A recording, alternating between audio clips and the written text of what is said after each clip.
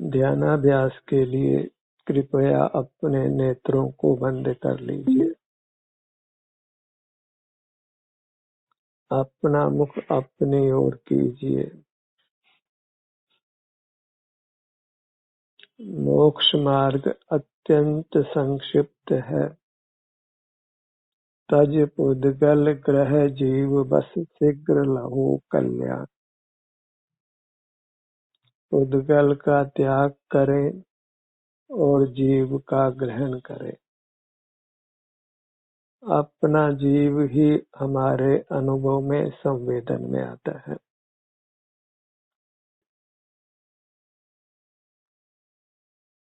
सारा ही व्यवहार हम मूर्त के साथ पुद्गल के साथ कर रहे हैं, इसलिए यह संसार बना हुआ है।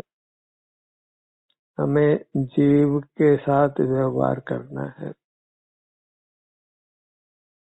जिसका विस्तार अपने सिर से पैरों तक है, जो प्राप्त मूर्त सही के बराबर है और संवेदन गोचर है। इसी का ऐसा संवेदन करते हुए रहना है। अन्य कोई सुखी होने का मार्ग नहीं है।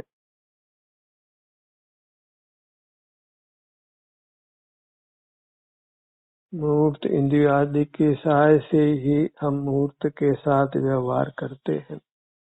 वह सर्व ही पराधीन है और अपने जीव के साथ हम प्रत्यक्ष व्यवहार करते हैं।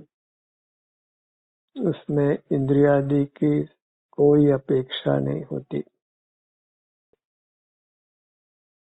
सिर से पैरों तक जो अपना स्वरूप है, वह प्रत्यक्ष संवेदन गोचर है। वही अपनी वस्तु है, वही सुखदाता है। उसी के ग्रहण से सुख की प्राप्ति है, परमात्मा पद की प्राप्ति है। धर्म को फैलाना नहीं है, क्योंकि धर्म संक्षिप्त है, सार रूप है। आपका आप अनुभव करना और मूर्त पदार्थों को किसी प्रकार उपयोग में नहीं लेना। मूर्त पदार्थों से ही हमें अपने आप को मुक्त करना है। मूर्त पदार्थों की रुचि समाप्त करना है और अमूर्त अपने जीव की रुचि करना है।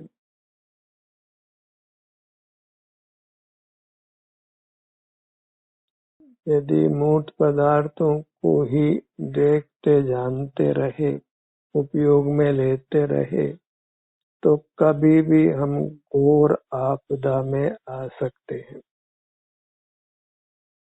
हम जीवों को नाना घोर आपदाओं में आते हुए देखते हैं, नाना दुखों को भोगते हुए देखते हैं, असह्य दुखों को भोगते हुए मरते हुए भी देखते हैं। उसका कारण एकमात्र मूर्त पदार्थों को देखना जानना है, इंद्रिय ज्ञान है। और इन सर्व ही दुखों से हम दूर रहना चाहते हैं, तो हमें अंतर्दृष्टि कर अपने जीव का ही संवेदन करना है। उसी के साथ का व्यवहार मोक्ष देता है। अपना निज विस्तार हमको अनुभव में आता है। हमको ही नहीं, सब जीवों को अनुभव में आता है। एक निद्रा मूर्छा की स्थिति में ही हम बेसुध रहते हैं, अपना होश नहीं रहता है। निद्रा कर्म का ऐसा ही कार्य है कि हमको अपना संवेदन नहीं होता है। मूर्त पदार्थ ही ज्ञान के विषय बनते रहते हैं। जागृति में ही हम मूर्त पदार्थों को देखना जानना बंद रख सकते हैं और अपने अमूर्त जीव का संवेदन करते हुए रह सकते हैं।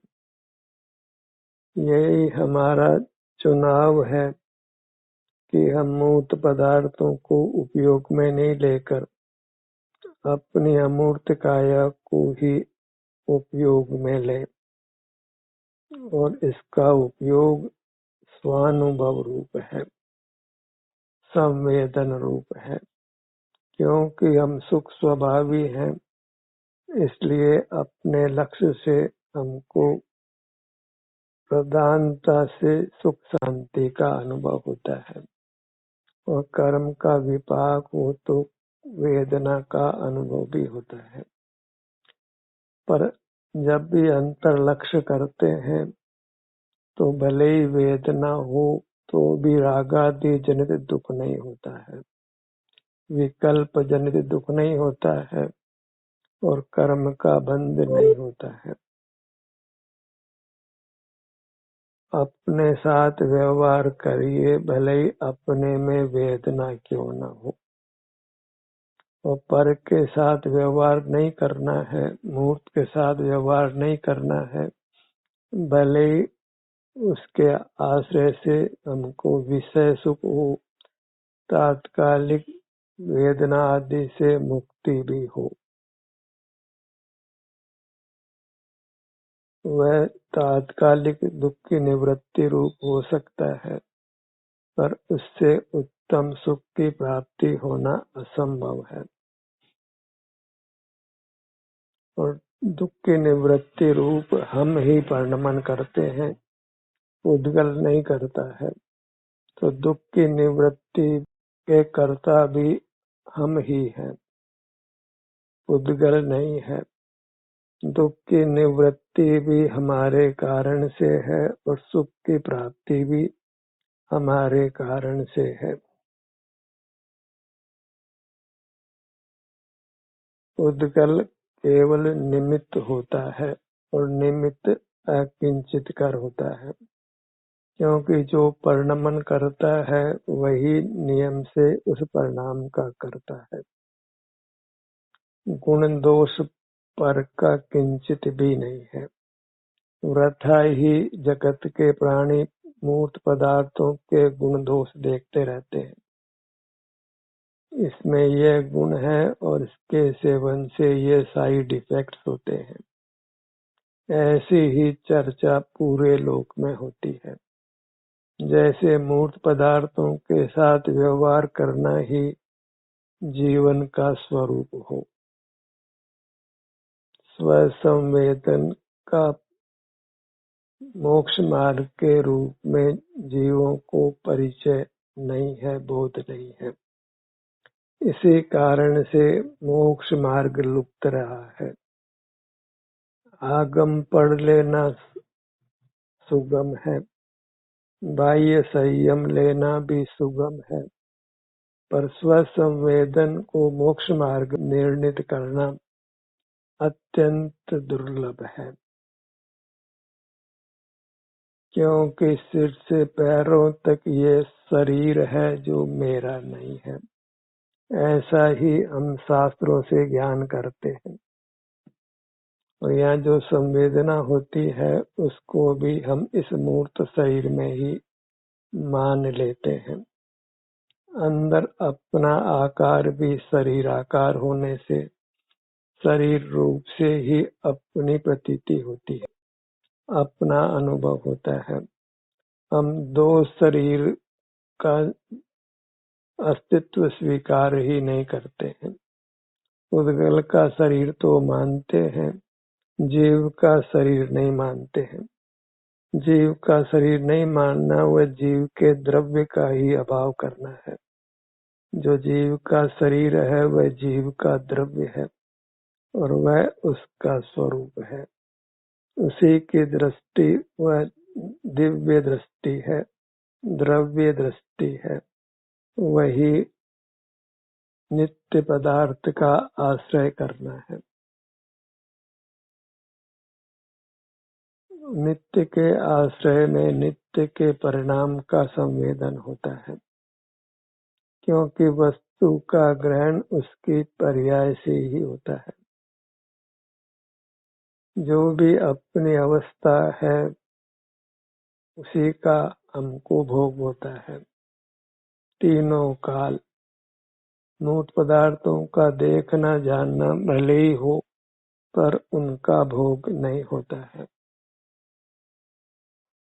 इस प्रकार वस्तु स्वरूप का विचार करके फिर अंतर्मुख होकर अपने जीव के आलम्बन से रहना है, स्वावलंबी रहना है और अपने ही सुख गुण की जो भी पर्याय है उसका अनुभव करना है।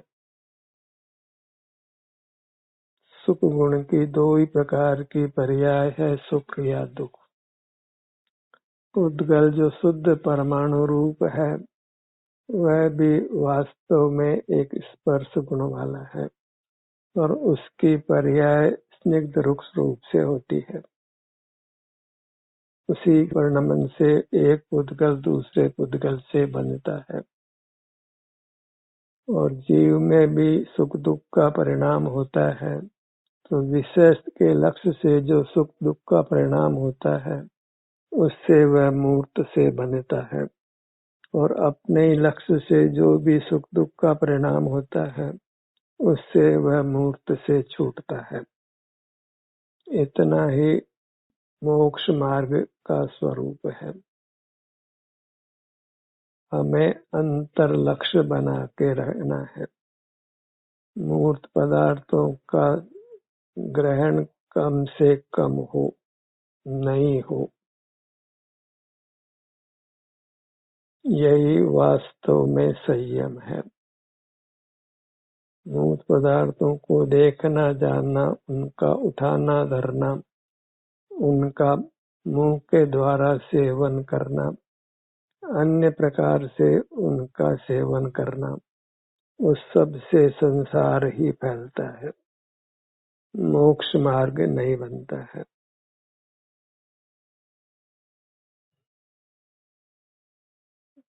किसी भी प्रकार से हम मूर्त पदार्थों को उपयोग में लेते हैं तो उससे हमारे भीतर विकारों की ही उत्पत्ति होती है।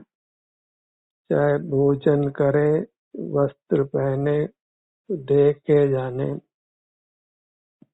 अन्य किसी प्रकार से मूर्त पदार्थों को ग्रहण करें, मूर्त इंद्रियों से मूर्त पदार्थों को देखे जाने, मन से उनके बारे में विचार करें, मस्तिष्क से उनका स्मरण करें।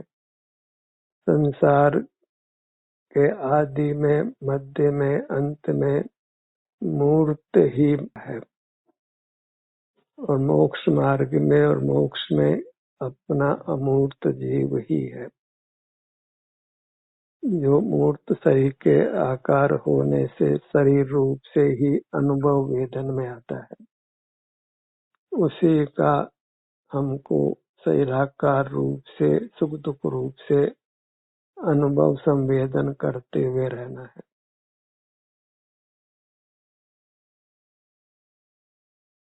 शास्त्र ज्ञान का भी कोई पार नहीं है,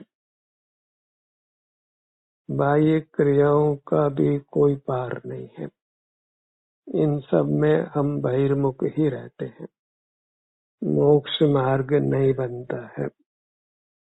मोक्ष मार्ग बस अंतर्दृष्टि कर सिर से पैरों तक जो भी सुख दुख की स्थिति है उसका संवेदन करने रूप है।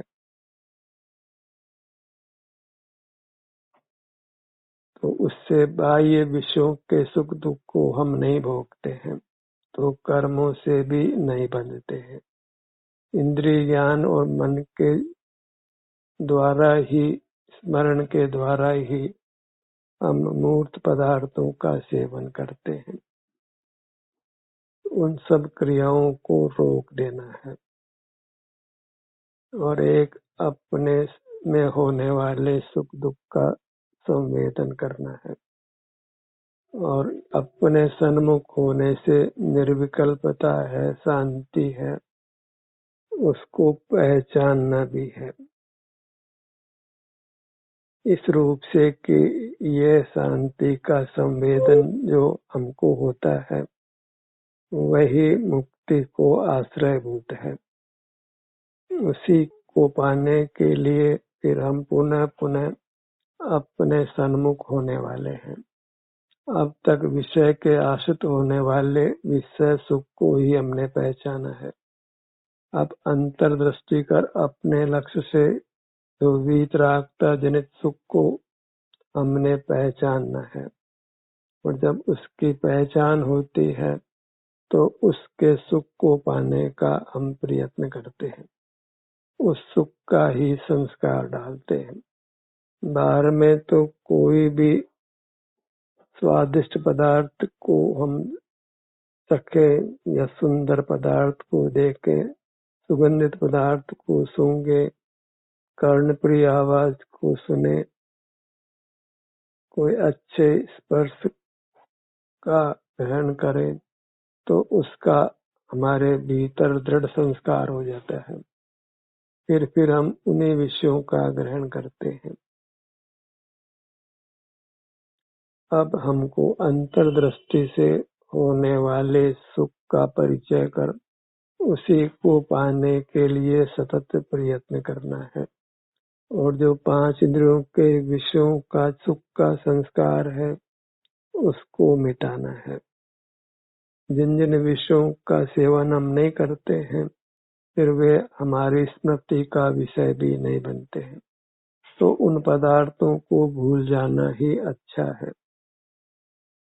जैसे शराब, सिगरेट, इनका स्मरण भी योग्य नहीं है, ऐसे सारे ही मूर्त पदार्थों का स्मरण योग्य नहीं है। केवल अपनी मूर्त के लक्ष्य से होने वाली शांति का सतत भोगना ही अच्छा है। और यदि इस शांति को नहीं भोगते हैं तो फिर कितने दुखों में हम आ पड़ सकते हैं उसको वचनों से कहना संभव नहीं है। इसी जीवन में हमने जीवों को नाना दुख पाते हुए देखा है और हमने भी नाना दुख भोगे हैं। तो दुखों से निवृत्त होने के लिए मूर्त पदार्थों का आश्रय नहीं कर अपने अमूर्त जीव का आश्रय करना है। अनादि की आदत है दुखों से निवृत्ति के लिए हम मूर्त पदार्थों को देखते जानते हैं, उनका नाना प्रकार से सेवन करते हैं, उपयोग में लेते हैं। हमें बस मूर्त को छोड़ना है और अपने अमूर्त जीव का ग्रहण करना है। तज पुद्गल ग्रह जीव बस शीघ्र लहु कल्याण। मूर्त माने भौतिक जगत और अमूर्त अर्थात अपने जीव का अर्थ आध्यात्मिक जगत। हमें अध्यात्म वेत्ता होना है, अर्थात अपने अमूर्त शरीर का संवेदक होना है, उसी का सतत अनुभव करते हुए रहना है। और ये अभ्यास साध्य है क्योंकि वृत्ति पुनः पुनः मूर्त का ग्रहण करती है। मूर्त भोजन करते हैं तो उससे भी हमारे परिणामों में मलिनता होती है। भोजन से शीघ्र ही निद्रा का सा परिणाम उत्पन्न होता है जिससे स्वसंवेदन करना कठिन हो जाता है। आहार अल्प हो और वह भी पौष्टिक नहीं हो। जितना पौष्टिक आहार उतने ही बेहोशी, मूर्छा, निद्रा की स्थिति बनती है और उसमें अपना संवेदन करना कठिन होता है और इंद्रियां और मन मस्तिष्क सब में चंचलता होती है। वहीं से पतन प्रारंभ होता है। आहार पर नियंत्रण करना है क्योंकि आहार मूर्त है। मूर्त जीव का आहार मूर्त हो इसी से संसार होता है। अमूर्त जीव का आहार भी अमूर्त ही होना चाहिए और वह आहार अपना स्वरूप हो, जिसमें कोई पराधीनता नहीं हो। सिर से पैरों तक ये अपना स्वरूप है। इसी का सेवन करना वह अपना आहार हो और उसमें अत्यंत स्वाधीनता है। और स्वाधीनता का नाम ही मोक्ष को पाना है। तो हमें मूर्त पदार्थों के आहार को त्यागना है, उनको देखना जानना भी छोड़ना है। और अन्य नाना प्रकार से हम मूर्त पदार्थों का ग्रहण करते हैं, उन सब को छोड़ना है। मूर्त पदार्थों का परिग्रह हमने बहुत किया है।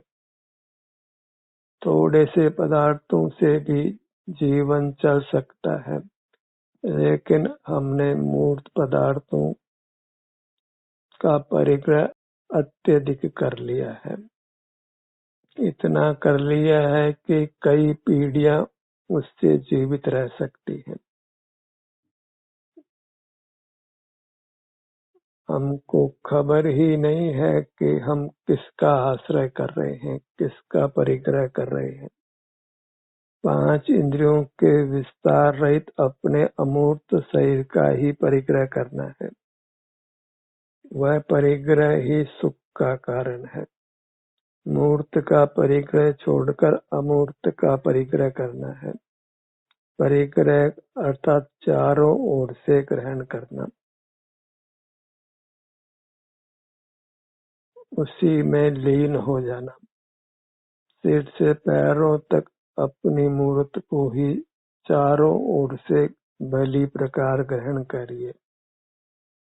इसी के संवेदक बनिए और किसी भी मूर्त को भूलकर भी याद नहीं करना है।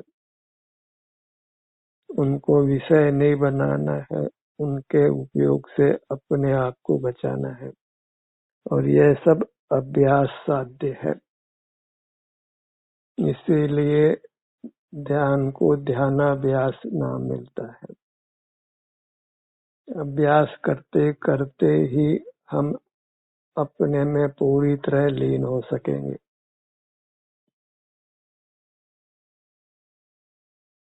इसको प्रैक्टिस की आवश्यकता है। प्रैक्टिस से ही पूर्णता होती है। फिर हमें अपने ध्यान को अपनी ओर लाना है, क्योंकि फिर हमारा ध्यान बाहर चला जाता है। यह एक वस्तु स्थिति है। ध्यान करने बैठते हैं, अपनी मूर्त को लक्ष्य में लेते हैं, फिर तत्काल ही कोई दूसरा पदार्थ उपयोग का विषय बन जाता है। तो हमें फिर अपनी मूर्त का संवेदन करना है। यही प्रयत्न हमको करते रहना है, जब तक कि निरंतर हम अंतर्मुख नहीं रहें। अंतर को ही मिटाना है। 2 संवेदन के बीच में जो इंद्रिय ज्ञान होता है, उस इंद्रिय ज्ञान का समय कम करते जाना है और इंद्रिय ज्ञान को पूरी तरह समाप्त कर देना है।